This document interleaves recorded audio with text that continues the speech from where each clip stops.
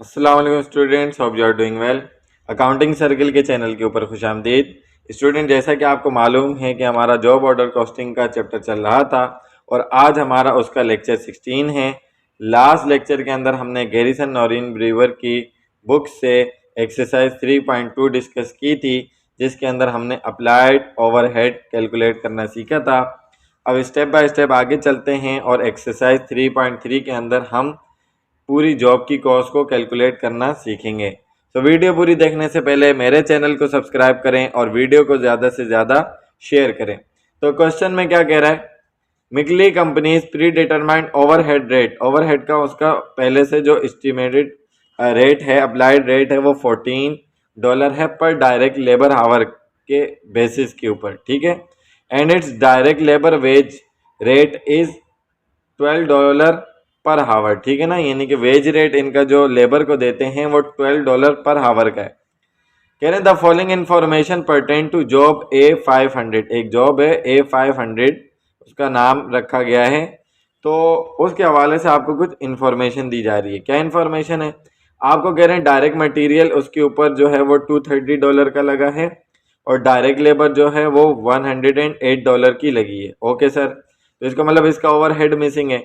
Required में कह रहे हैं what is the total manufacturing cost assign to job A500 की ये जो जॉब है इसके ऊपर टोटल मैन्युफैक्चरिंग कॉस्ट कितनी असाइंड हुई है, कितनी लगी है, कितनी चार्ज हुई है। नंबर 2 में पूछ रहे इफ अगर जॉब A500 के अंदर 40 यूनिट कंसिस्ट हो या 40 यूनिट बनाए जाएं या 40 यूनिट का ऑर्डर है बनता है, तो what is the average cost assign to each unit. तो हर एक यूनिट को एवरेज कॉस्ट कितनी असाइन होगी अगर आप इस जॉब में उनको इंक्लूड करते हैं तो, ठीक है जी। तो सबसे पहले तो हमें ये देखना पड़ेगा कि भाई कितना टाइम काम हो रहा है ताकि हमारा ओवरहेड रेट भी निकल सके और उस हिसाब से हमारी मैन्युफैक्चरिंग कॉस्ट आ जाए। तो हमारे पास डायरेक्ट लेबर, डायरेक्ट मटेरियल और डायरेक्ट लेबर तो गिवन है। तो A500 के ऊपर हावर्स वर्क कैसे निकालेंगे, तो hours work for A500 direct labour divided by wage rate, ठीक है ना, कि कितने डायरेक्ट लेबर उसके ऊपर इनकर्ड हुआ और वेज रेट आपका क्या था। तो डायरेक्ट लेबर इसके ऊपर इनकर्ड हुई है $108 और वेज रेट है $12 पर आवर। तो डिवाइड किया तो इसका मतलब क्या हुआ कि जॉब A500 के ऊपर 9 आवर्स के हिसाब से काम किया गया है, ठीक है जी। तो अब टोटल मैन्युफैक्चरिंग कॉस्ट निकालेंगे। इसका फॉर्मूला क्या होता है, direct material cost plus labour cost plus overhead cost.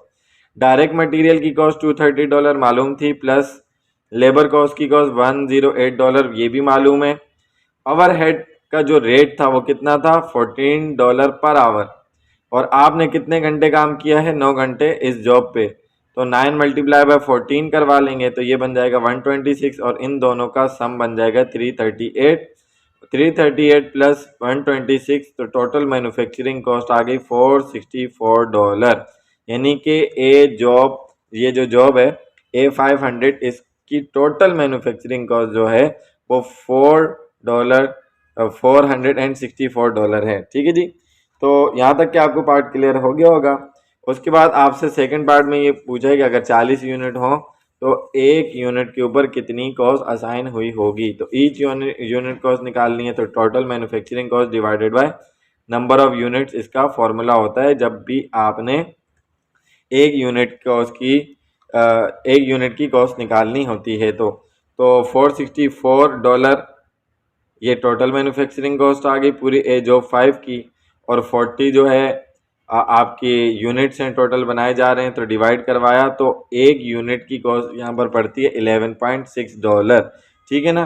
तो उन्होंने ये कहा कि A500 की लॉट के अंदर, अब इसी तरीके से अगर इसके अंदर 100 यूनिट्स होते तो आप 464 को 100 से डिवाइड करवा देते, ठीक है ना। तो उस हिसाब से होता, तो जितने ज़्यादा यूनिट्स होते तो पर यूनिट की कॉस्ट उस हिसाब से कम आ रही होती, ठीक है जी।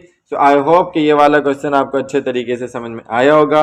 बहुत ज़्यादा मुश्किल क्वेश्चन नहीं था। अगर इसमें फिर भी आपको किसी भी किस्म की कन्फ्यूजन होती है तो आप कमेंट सेक्शन में क्वेश्चन करके पूछ सकते हैं।